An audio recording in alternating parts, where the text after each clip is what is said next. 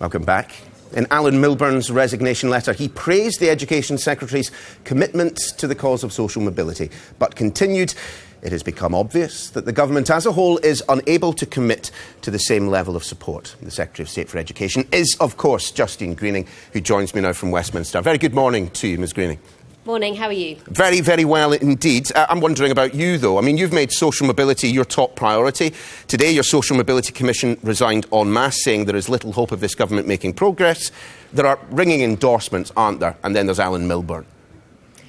Well, I'm sorry that Alan's taken the action he's taken. His term had come to an end, actually, so we just want to make sure we get some fresh talent into the Social Mobility Commission.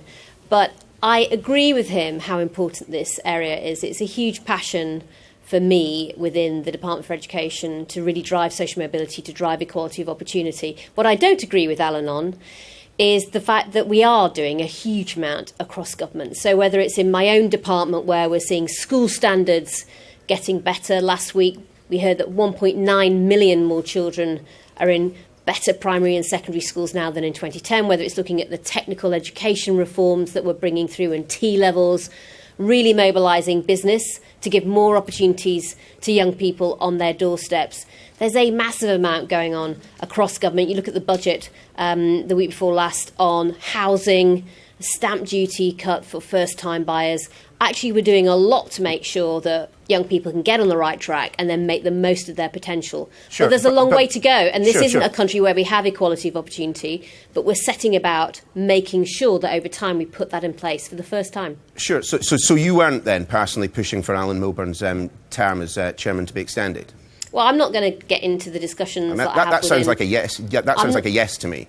Well, Alan's term had come to an end, so I think what's important to me is we get some fresh blood in, but I think I'm also saying that I don't agree that we're not taking significant steps across government, because we absolutely are, and we're seeing the fruit of that effort already bearing results. So if you look at the attainment gap, in other words, the difference between how well more disadvantaged children do compared to their better starting peers, actually that's closing now in schools. So we're moving in the right direction. But as Alan sets out today, quite rightly, there's a very long way to go, and we need to really make sure that the fruits of these reforms are being felt in the communities where we need to see change happen the most.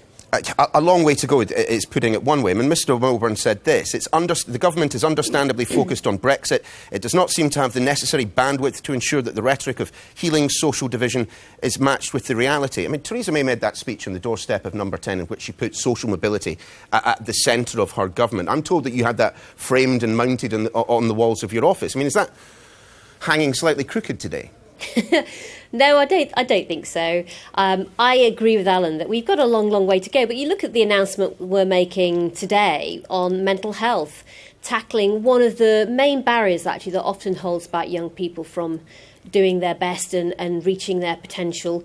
More investment to really support mental health provision, both inside but also alongside schools, more training for schools in terms of being able to take preventative action to help young people if they have the beginning of a mental health challenge, but set it in the broader context. I think we are moving in the right direction. There's a lot of work going on.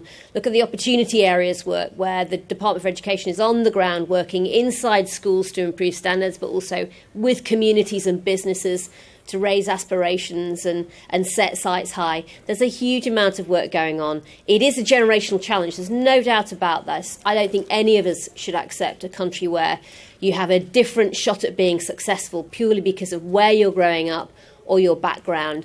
We don't fix that overnight, but I think we're moving in the right direction. Indeed. I mean, as you say, a generational challenge. I mean, we should say, of course, the Conservatives have been in power since 2010, and frankly, much of what has been said today could have been said, back in 2010 about the social mobility. However, I mean, the reason that Mr Milburn gives, and he says it's understandable, is that there is a focus in government on Brexit. With Conservatives now a minority, with people under the age of 45, I mean, do you think the Tories have got a fundamental problem with selling the PM's take on Brexit to the public?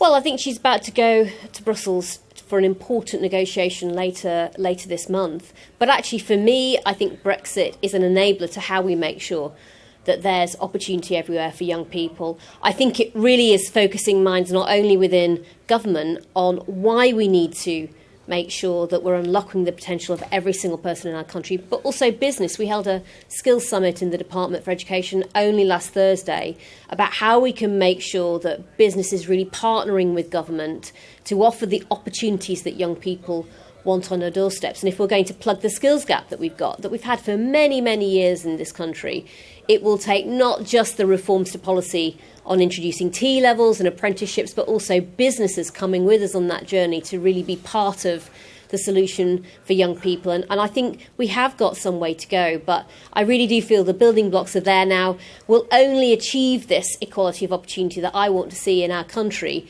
if people can work together and focus on that common aim.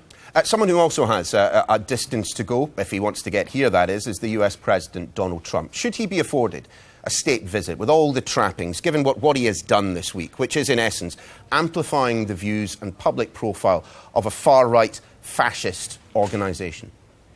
Well, I think everybody's said, by and large, that President Trump was wrong to retweet But should he have a state visit? Well, I think we need to see it in the context, actually, of the broader relationship our two countries have, America and the United Kingdom. He can visit without meeting the Queen, is my point.